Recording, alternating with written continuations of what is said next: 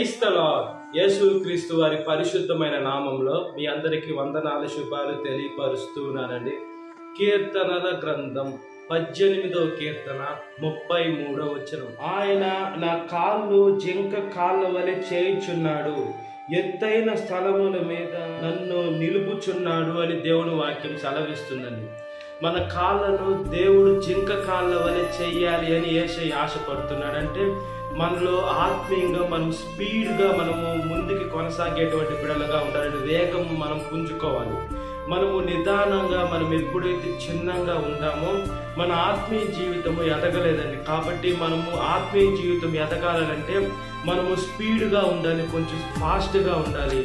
మన ఎప్పుడైతే దేవుడి వాక్యానుసారంగా ఆయన చిత్తానుసారంగా మనం బ్రతుకుతూ ఉంటామో దేవుడు మనల్ని అత్యధికంగా ఆశీర్వదించేటువంటి దేవుడు అండి. మనల్ని ఎత్తైన స్థలముల్లో నిలపాలి అని యేసయ్య ఆశపడుతున్నారు.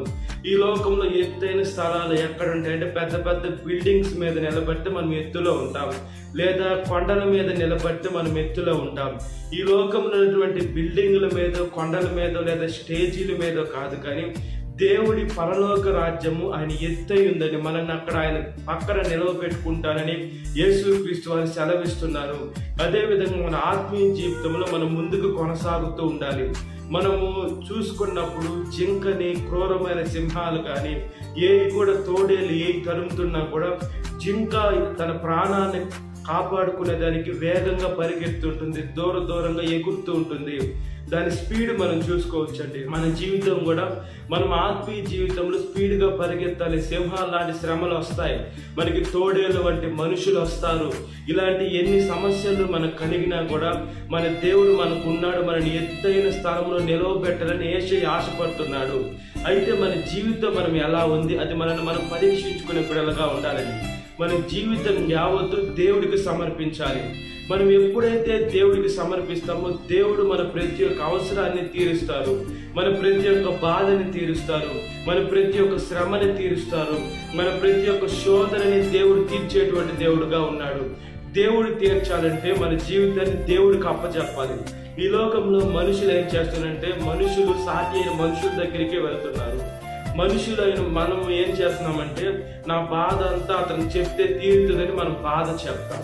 ఆ మనుషుడు ఏం చేస్తున్నారంటే అది ఎగతాళిగా తీసుకొని మనల్ని అనేక మంది మనుషుల ముందు నవ్వులు పాలు చేసేటువంటి మనుషులు ఉన్నారండి. కాబట్టి ఈ లోకంలో మనం ఎవరిని నమ్మలేం. మన తల్లిదండ్రులను కూడా ఇప్పుడు నమ్మలేం, బిడ్డని నమ్మలేరు, భార్యని భర్తని భార్యను కూడా నమ్మలేనటువంటి లోకంలో మనం ఉన్నాం. అంటే ప్రేమలు చల్లారిపోయినటువంటి లోకంలో మనం ఉన్నాం. కాబట్టి మన జీవితం యావత్తు దేవుడికి సమర్పించే బిడ్డలుగా ఉండాలండి. మన జీవితము దేవుడు ఎప్పుడైతే తీసుకుంటారో మంచిగా తీర్చిదిద్దేటువంటి దేవుడు అంటే మన యేసయ్య. ఈ లోకంలో దేవుడు మనం ఎప్పుడైతే ఆయన చేతుల్లో పెడతామో ఆయన ఎంతగా తీర్చిదిద్దుతారంటే మన ఆలోచన చాలా తక్కువగా ఉంటాయి. మనము ఈ లోకంలో అదవ్వాలి ఇదవ్వాలి మన ఆలోచన విధానానికి మనకి ఎంత అయితే వస్తుందో అంత మాత్రమే మన ఊహలు ఉంటాయి. దేవుడు మనము అనుకునే ఆలోచన కాడికి ఆయన ఆలోచన గొప్పగా ఉంటుందండి. మనం ఒక మెట్టు ఎక్కితే చాలని అనుకుంటాం, దేవుడు అనుకుంటాడు నా బిడ్డను 100 మెట్లు ఎక్కియాలి, అప్పుడు ఎత్తులో ఉంటారు అని దేవుడు అనుకుంటాడండి.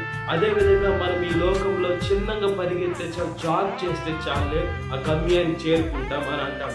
దేవుడు చెప్తున్నాడు నీకు జింకకి ఇచ్చినట్టు స్పీడ్ ఇస్తాను, నువ్వు ఆత్మీయ జీవితంలో పరిగెత్తు అని దేవుడు సెలవిస్తున్నాడండి. మన ఆలోచనలకి దేవుడు ఆలోచనకి డిఫరెన్స్ ఉంటుంది.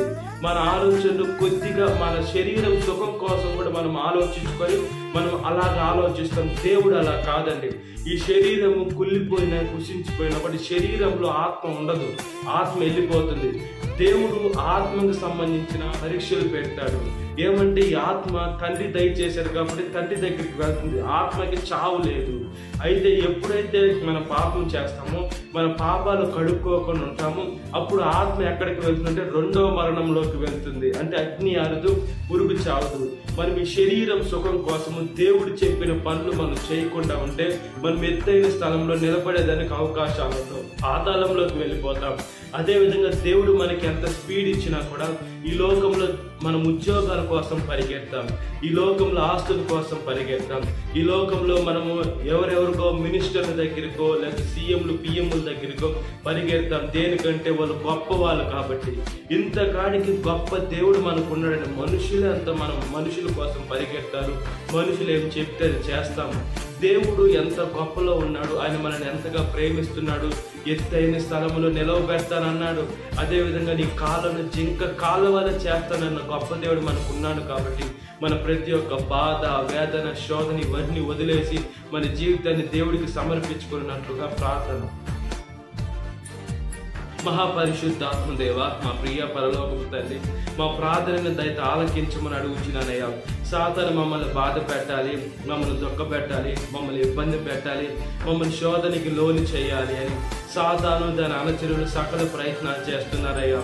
సాతాను మీద మేము జయం పొందుకుని మంచి మనసును దయచేయండి అయ్యా. మా జీవితం యావత్తు మీకు సమర్పిస్తున్నానయ్యా. అబ్రహాముల దేవ, ఇస్సాకు దేవ, యాకోబు దేవ, నా దేవ, మా దేవ, మా జీవితాన్ని మేము పాడు చేసుకోకుండా మేము చూసే చూపు, నడిచే నడక, చేసే క్రియ ప్రతి ఒక్కటి ఆశీర్వాదకరంగా, దీవెనకరంగా, ఇతరులకు మహిమకరంగా ఉండాలయ్యా. మేము ఎత్తైన స్థలంలో నిలవపడేదే కాకుండా అనేక మందిని కూడా ఆ ఎత్తైన ప్రదేశానికి రావాలంటే జీవం కలిగిన దేవుడు ఉన్నాడు, నడిపించేటువంటి దేవుడు ఉన్నాడని మీ మార్గం చూపించాలి. అదేవిధంగానయ్యా మా కాళ్ళని లేడీ కాలవాలంటే ఈ లోకంలో స్పీడ్గా ఉంటాం, అది ఈ లోకానుసారమైనటువంటి స్పీడ్ కానీ ఆత్మీయ జీవితంలో మేము ఎలా ఎదగాలి, ఎలా ఒదగాలి, అదేవిధంగా మీ దగ్గరికి ఎలా రావాలి, మా జీవితం ఎప్పుడు మీకు సమర్పించుకోవాలి, మా పాపాలు ఎప్పుడు కడుక్కోవాలి అని ప్రతి ఒక్కటయ్యా ప్రార్థన చేసి మా జీవితం యావత్తు మీకు సమర్పించుకునే మంచి మనసును దయచేయండి అయ్యా. ప్రతి ఒక్క యవనస్తుని కాపాడండి, ప్రతి ఒక్క యవనస్తురాన్ని కాపాడండి. ఈ లోకపు సుఖాల కోసం లేదా డబ్బు కోసం తమ శరీరాన్ని పాడు చేసుకోకుండా, వ్యభిచారంలోకి వెళ్లకుండా ప్రతి ఒక్క బిడ్డ చుట్టూరు మీరు కంచె వేయమని మీ పాదాల దగ్గరికి వస్తున్నానయ్యా. సాతాను శోధన ప్రతి ఒక్క బిడ్డని విడుదల దయచేయండి. ఈ వాక్యం వింటున్న ప్రతి ఒక్క బిడ్డని పేరు పేరున జ్ఞాపకం చేసుకోండి. ఈ దినకాలపు దేవుని నింపమని నజరేయుడైన యేసుక్రీస్తు వారి పరిశుద్ధమైన నామములో మిక్కిలి వినమ్రత అడుగుచున్నాను నా పరలోకపు తండ్రి. ఆమేన్. Praise the Lord. God bless you. Have a great day.